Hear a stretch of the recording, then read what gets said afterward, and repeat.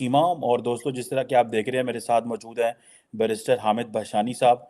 Barrister साहब, सबसे पहले तो आपके वक्त का बहुत शुक्रिया सर। आपका शुक्रिया जनाब, thank you. Thank you barrister साहब। अच्छा बैरिस्टर साहब, आज एक दो इम्पोर्टेंट डेवलपमेंट है और वो ये हैं कि पाकिस्तान के जो फॉरेन मिनिस्टर हैं बिलावल भुट्टो जरदारी साहब, वो अमेरिका आए हुए हैं और यहाँ पे वो बड़ी मुलाकातें भी कर रहे हैं और बहुत कुछ इंटरनेशनल मीडिया से भी इंटरेक्ट कर रहे हैं। लेकिन एक चीज़ जो बड़ी इम्पोर्टेंट हुई है वो ये है कि पाकिस्तान के जो फाइनेंस मिनिस्टर हैं इसहाक डार साहब, वो अमेरिका आए कोई 2 माह पहले और उन्होंने आके अमेरिकी एडमिनिस्ट्रेशन से रिक्वेस्ट की कि हमें जो है वो रशिया से ऑयल लेने दें। This is what he narrated कि जी हमने यूएस, हमारी जो पाकिस्तान एम्बेसी है वाशिंगटन में, वहाँ पे हमने ये बात की, अमेरिकन को रिक्वेस्ट की, जो उनके फॉरेन ऑफिस के लोग, जो स्टेट डिपार्टमेंट के लोग थे। और फिर साथ ही जो हमारे minister for petroleum and energy हैं वो रशिया चले गए और वहाँ जाके उन्होंने कोई जो है वो कहा कि जी हाँ हम ले रहे हैं पेट्रोल, और बातें की, वापस आके बताया कि हमें सस्ती कीमत पे वो दे रहे हैं। अभी बिलावल साहब वाशिंगटन आए हैं तो इन्होंने कल एक इंटरव्यू दिया और कहा है कि जी हम तो रशिया से तेल परसू भी नहीं कर रहे और ले भी नहीं रहे। और घर में जो minister for energy and petroleum है वो कह रहा है जनवरी में टीमें आ रही हैं रशिया की। फाइनेंस मिनिस्टर कह रहा है हम ले रहे हैं। तो आप क्या समझते हैं, ये बिलावल भुट्टो जरदारी ने ये जो बात की है, ये क्या अमेरिकन को खुश करने के लिए आप समझते हैं की है? ये इसको आप ये समझ लें कि क्या वो पीएमएलएन के मिनिस्टर हैं, ये पीपल्स पार्टी के मिनिस्टर हैं, विद इन द कोलिशन दराड़ है कि ये अमेरिका को खुश करना चाह रहे हैं कि, क्योंकि ये सुनने में आ रहा है कि ये आइंदा वजीर आजम बनना चाहते हैं और पीएमएलएन जो है उसको अपना फिजिकल डिसिप्लिन ठीक करना है और अपने डॉलर बचाने हैं और पेट्रोल ज़्यादा से ज़्यादा घर लेके आना है। So how do you see this confusion within the Pakistan's political class and particularly the ministers? देखें जी, ये कंफ्यूजन जो है ना, ये अमंग द मिनिस्टर्स नहीं है, बल्कि ये पाकिस्तान की खारजा पॉलिसी में जो डिफरेंट टाइप ऑफ कॉन्ट्राडिक्शंस हैं लॉन्ग स्टैंडिंग, ये उसकी रिफ्लेक्शन है। बात ये नहीं कि ये कोई दो मुख्तलिफ पार्टीज के लोग हैं तो इसलिए दो मुख्तलिफ बातें कर रहे हैं। खुद बिलावल साहब के अगर आप पिछले तकारीर या जो उनकी गुफ्तगू देख लें पाकिस्तान में, तो वो इन लाइन विद इसहाक डार और दूसरी जो एडमिनिस्ट्रेशन है इस वक्त की हुकूमत की, उसके साथ थी। और रशिया से तेल लेना उनका एक बहुत बड़ा एक ख्वाब टाइप एक चीज बन गई, जैसे कोई बहुत बड़ा कोई तेल का जो कुआं जो है वो रशिया फॉर एवर इनको गिफ्ट कर रहा है, या इनके सारे मसाइल बस अब एक दफा रशियन तेल लेने से हल हो जाएंगे। तो ये आप देखें कि ये कंसिस्टेंटली पिछली हुकूमत से लेके इमरान खान ने जो दावा किया था कि जी हमें तेल मिलने वाला है या लेने वाले थे, रूस ने फिर उसकी तरदीद की, ये पूरा एक प्रोसेस जो है वो आगे तक आता जा रहा है। लेकिन जहाँ तक पाकिस्तान की पोजीशन है, वो बिल्कुल कंसिस्टेंट रही है कि हमने हर सूरत में जो है वो तेल लेना ही लेना है। और इस पे स्पीचेस भी होती रही कि अगर जो है वो अमेरिका इंडिया को मना नहीं कर सकता तो हमें कैसे मना करेगा, हम यहाँ बात करेंगे वहाँ बात करेंगे। और इसहाक डार का जो आपने रेफरेंस दिया वो बिल्कुल इसी जो है ना वो पस मंजर में था। तो अब ये चूंकि अमेरिका में बैठ के आप जब कोई इस तरह की बात करेंगे तो आपके जहन में ये होता है कि यहाँ पे आपके खिलाफ एक हॉस्टाइल किस्म का माहौल मीडिया में कम अज कम पैदा हो जाएगा, और फौरी तौर पे लोग सवाल करेंगे कि एक तरफ तो आप कहते हैं जी हम उसूली मौक़िफ़ रखते हैं, राइट ऑफ सेल्फ डिटर्मिनेशन और डी कॉलोनियलाइजेशन और एग्रेशन के खिलाफ हैं और फलां-फलां है, और दूसरी तरफ जो है वो यूक्रेन का मसला इस वक्त जिस सतह पे कम से कम वेस्टर्न मीडिया में देखा जा रहा है, उसकी मौजूदगी में तो आप ये मेंशन नहीं कर सकते। आप मेंशन करें तो आप कंप्लीटली जो है ना शूट डाउन हो जाते हैं, क्योंकि ये एक बहुत बड़ा एक मसला होगा कि आप कहें कि जी हम जो है वो रूस से तेल ले रहे हैं, चूँकि वेस्ट का तो फ़ोकस ही ये है कि इस वक़्त रूस को किसी न किसी तरीके से आइसोलेट किया जाए, और सबसे बड़ा फ़ोकस ये है कि ऑयल के हवाले से उसको जो है न्यूट्रलाइज़ किया जाए, जो ऑयल का हथियार जो है वो रूस इस्तेमाल कर रहा है। और वो सिर्फ़ पाकिस्तान में नहीं बल्कि खुद जर्मनी में और आपने यूरोप में देखा है कि उसने सक्सेसफुली इस्तेमाल किया है। मोस्ट जो एलाइड एलाइज़ हैं यूनाइटेड स्टेट ऑफ अमेरिका ने, उन्होंने भी स्लिप और फ़ाल का मुज़ाहरा किया है रूस के तेल पे। तो इस हवाले से मैं समझता हूँ कि बिलावल ने ये जो है नोइंगली एक पोस्चर इख्तियार किया कि नहीं जी हम तो नहीं ले रहे हैं, लेकिन आप देखेंगे कि ये वापस जाके बिल्कुल वही बात करेंगे जो इसहाक डार या दूसरे कर रहे हैं, क्योंकि ये हुकूमत जो है इस वक्त होपलेसनेस का शिकार है। They have nothing to offer to the people. कोई उनके पास मंसूबा नहीं है, कोई उनके पास गेम प्लान नहीं है, कोई उनके पास रोड मैप नहीं है। एक मायूसी की चादर तानी हुई है, तो उसमें वो छीद करने की कोशिश कर रहे हैं कि रूस से तेल मिल जाएगा। तब क्या हो जाएगा? रूस को तेल गिफ्ट में नहीं दे रहा है, थोड़ा सा प्राइस में डिफरेंस है। और अब आज जो प्राइसेस दुनिया में आ रही हैं, आ गई हैं, उसके हवाले से वो रूस के बहुत करीब पहुंच गया है। एक और दूसरा मैंने कहा था कि देखें, अमरीकी इन मामलात में कोई लाताल्लुक या कोई इररेलीवेंट नहीं है। वो ऑलरेडी इस पे काम कर रहे हैं कि रूसी तेल को की प्राइस को किस तरह कंट्रोल किया जाए। और रूस ज़ाहिर है यूक्रेन के खिलाफ लड़ाई लड़ सकता है, लेकिन जो ओपेक है, तेल की दीगर कॉम्पिटिटर्स हैं, ऑर्गेनाइजेशंस हैं, उनके अंदर भी रूस बैठता है। तो रूस हर चीज़ को जो है वो वीटो नहीं कर सकता, उसको बहरहाल कुछ लिमिट्स रखनी पड़ेंगी। तो जब वो लिमिट्स रखेगा तो उसके बाद ये कोई मुफ्त का तेल नहीं है। ये तेल इससे कहीं ज्यादा मुफ्त सऊदी अरब जो है वो पाकिस्तान को साल साल तक देता रहा। कम से कम 20 साल तक जो है आप डेफरल प्राइसेस पे और नो कास्ट और फॉर फ्री और पता नहीं किस किस तरीके से तेल लेते रहे, तो कौन सा जो है वो तब्दीली आ गई। ये मांगे तांगे का जो है ना, एक हाथ में कशकोल और दूसरे हाथ में खंजर लेके चलने वाले लोग हैं। ये बिलावल साहब का बिल्कुल पोस्चर वही बन गया है। ये भी यूएन में तकरीर करते हैं, इंडिया को नेस्तो नाबूद कर देंगे, और दूसरी जगह जाके अमन की बात करते हैं। तो ये इस तरह के कॉन्ट्राडिक्शन बिलाखिर जो है वो एक्सपोज होते हैं, और इसी वजह से पाकिस्तान इतनी मुश्किल में फंसा और क्रेडिबिलिटी लूज हो गई। पाकिस्तान को अब इंटरनेशनल जो आइसोलेशन है उसमें बहुत सारे मुल्कों का कमाल होगा, मुमकिन है उसमें इंडिया का कोई कंट्रीब्यूशन हो, अमेरिका का हो, लेकिन उसमें अपना जो इसका हिस्सा है वो 50% से कम नहीं है, जो अपनी हरकत और सकनात की वजह से नौबत आई है।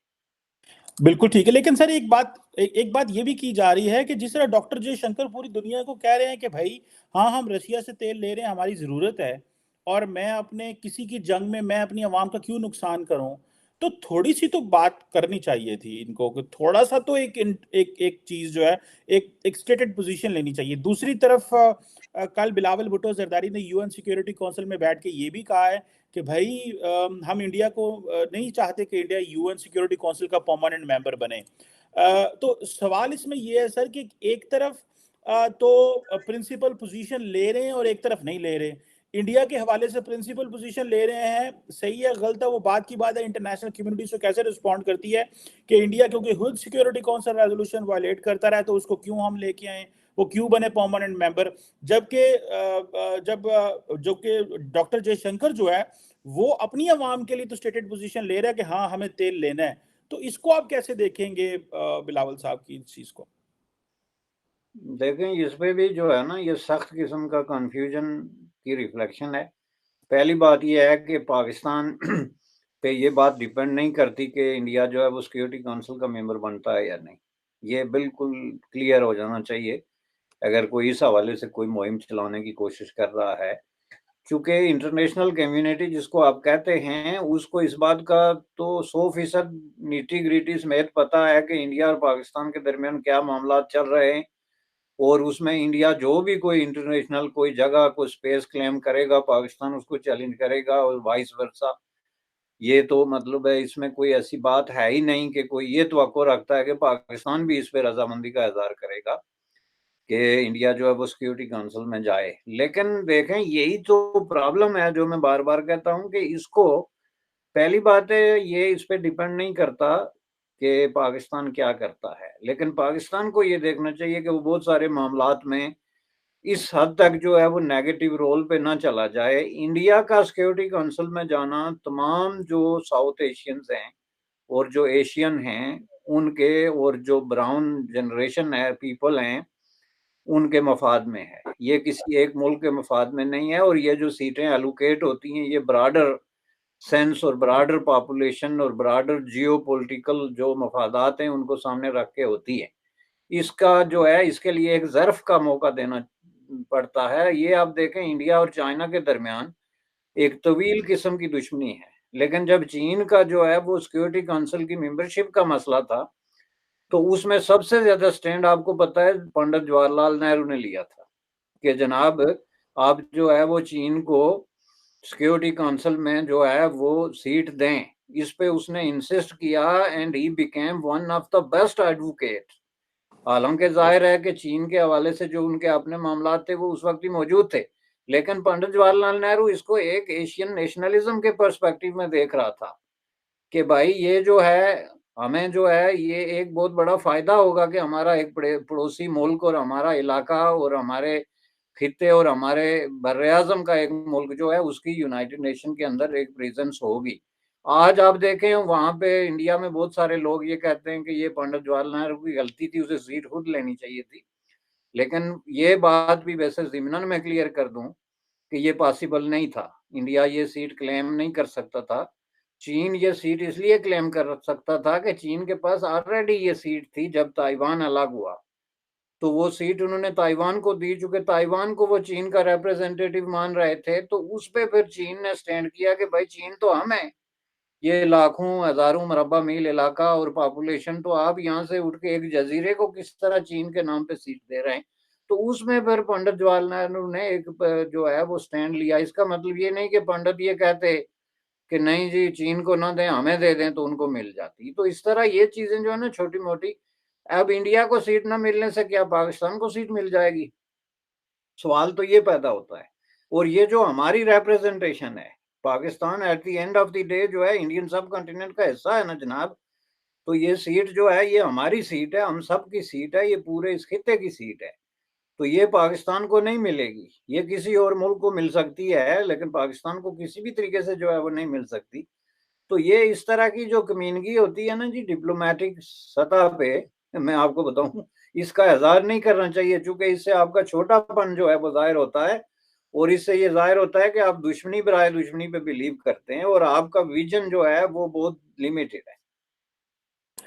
बिल्कुल ठीक है, लेकिन मेरा ख्याल है शायद बिलावल भुट्टो जरदारी वो जो डॉक्टर जयशंकर की टफ लाइन पाकिस्तान के ऊपर है, वो जहाँ पे जाते हैं पाकिस्तान को कहते हैं स्टेट विच स्पॉन्सर्स टेररिज्म और इस तरह की चीज़ें करते हैं, तो मेरा ख्याल है उसी के वो पेराए में वो कहते हैं कि अगर ये परमानेंट मेंबर नहीं है तो ये हमारे साथ ये कर रहे हैं, ये परमानेंट मेंबर बन गए तो वो मेरा ख्याल है पाकिस्तान की वो one things from the Pakistani perspective तो they have a point as well.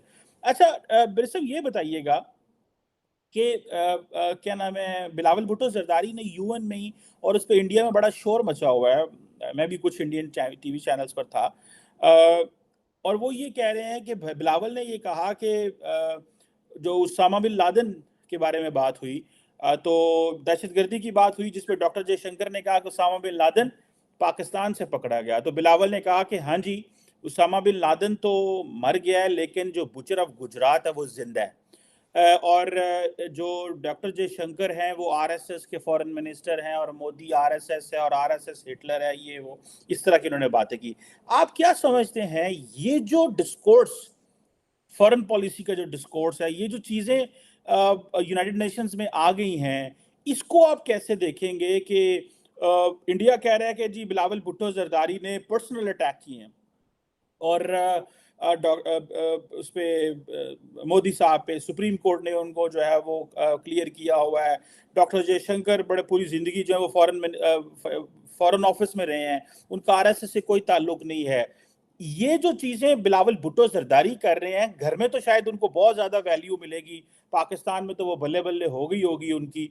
आप क्या समझते हैं इसका क्या इम्पैक्ट पड़ सकता है? ताल्लुकात तो ऑलरेडी हमारे जो है इंडिया के साथ ना होने के बराबर है, इसका डिप्लोमेटिकली क्या फॉलोट हो सकता है? और आप क्या समझते हैं कि पाकिस्तान ये शोर जो मचा रहा है इसका कोई इम्पैक्ट पड़ेगा कहीं पे? गो कि इंडिया दुनिया में बड़ा रेलिवेंट है, फॉर एग्जांपल बिलावल ने ये भी कहा कि वहां पे बिलावल जो यूएन में गांधी साहब की जो एक स्टैचू जो है उसको रखा गया है, अनवील किया गया, तो उन्होंने कहा कि बीजेपी इंडिया में तो गॉडसे को जो है वो खुदा बना के रखती है और यूरोप और अमेरिका में गांधी को जो है वो वैल्यू देती है। तो ये जो टेम्परेचर और ये बातें हैं, how do you see this sir? देखें जी ये तो जो डिप्लोमेटिक एक्सचेंज है वो दो ऐसे मुल्कों के दरमियान है जो पॉइंट ऑफ नो रिटर्न पे पहुंच चुके हैं। और पॉइंट ऑफ नो रिटर्न का मतलब ये है कि जिन मुल्कों के दरमियान कम से कम 70 साल पुरानी जो है वो बाकायदा जंगों और लातादाद प्रॉक्सी वार्स की हिस्ट्री है, और उसमें एक बाकायदा एक आखिरी जो स्टेज है उस पे वो आ गए हैं ताल्लुकात में कशीदगी के हवाले से। तो इस हवाले से एक जो प्रॉब्लम हुआ है इम्बैलेंस, वो ये कि मिलिटरीली इंडिया जो है वो एक विनिंग पोजीशन में चला गया। और इसकी वाज़ेह मिसाल 2016 की जो वाक़यात आपने देखा हुए, जिसके नतीजे में इंडिया ने ये कहा कि हमारे कमांडोज बाकायदा पाकिस्तानी एडमिनिस्ट्रेटेड कश्मीर के अंदर दाखिल हुए और वहाँ पे उन्होंने 40 टेररिस्ट जो हैं including some of the regular military man, उनको जो है वो मारा और उसके बाद वापस आ गए। आल दो के पाकिस्तान ने इसकी तरदीद की कि ऐसा नहीं हुआ, लेकिन आप ये देखें कि ये वाक़या तो हुआ और इस वाक़ये का पाकिस्तान ने आज तक कोई रिस्पॉन्स नहीं दिया। उसके बाद जो वाक़यात हुए पठानकोट के हवाले से या उससे आगे जो भी मिलिटरीली, उसका पाकिस्तान ने उस तरीके से कोई रिस्पॉन्स नहीं दिया, जिसके नतीजे में 5th ऑफ अगस्त 2019 में इंडिया ने जो डिसीजन किया कश्मीर इश्यू पे, और ये कश्मीर के केस को ही लपेट के तो बिल्कुल एक नए तरीके से जो है वो अपने उसमें रख लिया। तो पाकिस्तान ने उस पे खामोशी इख्तियार की, तो जिसका मतलब ये है कि पाकिस्तान ने बाकायदा सरेंडर किया जो सिचुएशन जा रही थी किसी किस्म की रेजिस्टेंस के बगैर। और उसका सबूत मैं आपको देता हूँ, इमरान खान की तकरीर जो ये ऑन रिकॉर्ड है, जिसमें उसने अवाम को खामोशी इख्तियार करने पे कहा, आज़ाद कश्मीर के अवाम को कहा कि आप लोग कोई किसी किस्म का एहतजाज या किसी तरह की कोई हरकत नहीं करेंगे, और जुमे की नमाज के बाद 15 मिनट की खामोशी का किया, जो 1 हफ्ते 2 हफ्ते बाद मामला डिसअपीयर हो गया। अब आप जब इस तरीके से सरेंडर कर चुके हैं इतने बड़े-बड़े वाक़यात पे कि इंडिया आपकी धरती के अंदर आके तो आपके लोगों को मार के तो टहलता हुआ वापस चला जाए, और उसके बाद आपको क्लियरली कहे कि आइंदा कोई ऐसा वाक़या हुआ तो हम इससे बड़ा भी जो है वो एक्शन लेंगे, तो आप अपने लोगों को कहें कि आप चुप रहें। तो इसका मतलब ये है कि आपने एक डिसीजन कर लिया कि हम अब मिलिटरीली जो है वो इंडिया के साथ किसी तरह का कुछ एक्सचेंज जो है वो करने के लिए तैयार नहीं, तो हम अक़वाम मुत्तहिदा में तकरीर करेंगे। तो उसमें इमरान खान साहब ने एक तकरीर कर दी थी, जिसका अब 3-4 साल से कोई नतीजा नहीं निकला। तो उसी तरीके से ये इमरान खान थ्योरी है कि भाई मोदी साहब या जयशंकर या कोई आदमी जो है उसका आरएसएस से ताल्लुक है। ये एक डेमोक्रेटिक कंट्री है इंडिया, और ओपन वोट्स में ये लोग इलेक्ट होके आए हुए लोग हैं। पहली बात ये है कि ज़ाहिर है जो लोग इंडिया की तारीख और उसका कल्चर और उसकी जो है वो सोशियो इकोनॉमिक हिस्ट्री समझते हैं, उनको पता है आरएसएस एक इंडिपेंडेंट डिफरेंट ऑर्गेनाइजेशन है, which has nothing to do with BJP और कांग्रेस या इस तरह की जो फोर फ्रंट पे ऑर्गेनाइजेशंस हैं। लेकिन ये इमरान खान की थ्योरी है जो बिलावल साहब हूबहू रिपीट कर रहे हैं, व्हिच इज वेरी अनफॉर्चुनेट। मैं आपको बता दूं, चूंकि इसका मतलब क्या है कि जब आग और पानी एक होना शुरू हो जाए तो इसका मतलब है इनके पीछे कोई तीसरा आदमी बैठा हुआ है जिनको ये थ्योरियां दे रहा है। भाई थोड़ी सी स्टडी और रिसर्च तो कर लो कि आरएसएस है क्या और उसका रोल क्या है 21st सेंचुरी की इस पॉलिटिक्स में जो इस वक्त इंडिया में हो रही है, उसमें वाकया ही क्या आरएसएस जो है वो कोई इस तरह की किंग मेकर का रोल प्ले कर रही है, या ये सिर्फ आपके जहन में इंडोफोबिया और आरएसएस फोबिया और इस तरह के खौफ और हरास की कैफियत में आप मुबतला होकर कुछ भी कह रहे हैं। ये मतलब अनफाउंडेड किस्म की स्टोरीज हैं जनाब, जिनको यूनाइटेड नेशन जैसे बड़े फोरम पे मैं समझता हूँ कि उठाना ही जो है ना इमेच्योरिटी है, और इसके पीछे पाकिस्तान की वही फरसुदा किस्म की वजारत खारजा की सोच कार फरमा है। मैंने कई दफ़ा अर्ज किया कि पाकिस्तान की वजारत खारजा की फाइलें और उनका कंटेंट 50 साल पुराना है और उसको अपडेट करने की जरूरत है, जो वो कर नहीं रहे। इसकी मुझे समझ नहीं कि क्यों नहीं कर रहे, लेकिन there is something seriously seriously wrong with them. साहब हो सकता है वो उनके पास वो आज़ादी ना हो, आप सारा वजन उन्हीं पे डाल रहे हैं बेचारों पे। वो तो बस समझ लें अपनी दिहाड़ी मजदूरी करके जा रहे हैं, जिधर से डोरियां लाई जाती हैं सियासतदानों की, ये भी तो उन्हीं पे डिपेंडेंट है। तो आप इन बेचारों को फिर क्यों कह रहे हैं, इन मासूमों को? ये तो बस अपना जो उनको कहा जाता है वो कर देते हैं। जवाब दे तो वही है ना जनाब, जवाब दे तो वही है। अब हमें क्या पता है कि पीछे इनविजिबल फोर्स कौन सी बैठी है और क्यों बैठी है, इसका जवाब भी तो वो देना। लेकिन ये स्टोरी बहुत पुरानी पेश कर रहे हैं, ये अब पिट चुकी है। ये जितनी बातें कर रहे हैं कश्मीर इशू को लेके या इंडिया पाकिस्तान कॉन्फ्लिक्ट को लेके या पीस और वार के इश्यूज पे, ये 50 साल पुरानी नैरेटिव है जिसकी कोई वोकत नहीं है और कोई सुनने के लिए तैयार नहीं है। लोग तंग आ चुके हैं और लोग एक ओपिनियन बना चुके हैं इस पे। बिल्कुल सही कह रहे हैं, लोग तंग भी आ चुके हैं, ओपिनियन भी बना चुके हैं, और ऐसे लग रहा है कि जैसे बिलावल साहब जो हैं वो अपनी सीवी तेज कर रहे हैं, क्योंकि वो कहा जाता है कि नेक्स्ट प्राइम मिनिस्टर के कैंडिडेट है पाकिस्तान में। गो के देखना है कि वो इस काबिल होते हैं कि नहीं होते, वो चीज़ें मैनेज कर पाते हैं कि नहीं कर पाते। ये चीज़ें बड़ी जो है वो अजीब किस्म की हैं, और किस तरह चीज़ें डेवलप होती हैं, लेट्स सी इस हवाले से। लेकिन टेम्परेचर जितना हाई हो गया है, कोई और ताकत तो है नहीं है कि जो दोनों ममालिक को बिठा सके। ये मेच्योरिटी दोनों ममालिक नहीं दिखानी है। अब ये कैसे दिखाई जाएगी, कौन लेके आएगा? इंडिया को एडवांटेज है, वहाँ पॉलिटिकल स्टेबिलिटी है, हमें डिसएडवांटेज है कि हम पॉलिटिकली अनस्टेबल हैं एंड इकोनॉमिकली जो है वो एक चैलेंज ट्रेन में बैठे हुए हैं। लेट्स सी कोई हम रास्ता निकाल पाते हैं या नहीं। Thank you very much barrister Ahmed Bachani साहब। Sir, it was a pleasure thank you. Talk. Thank thank you जनाब। Thank thank you.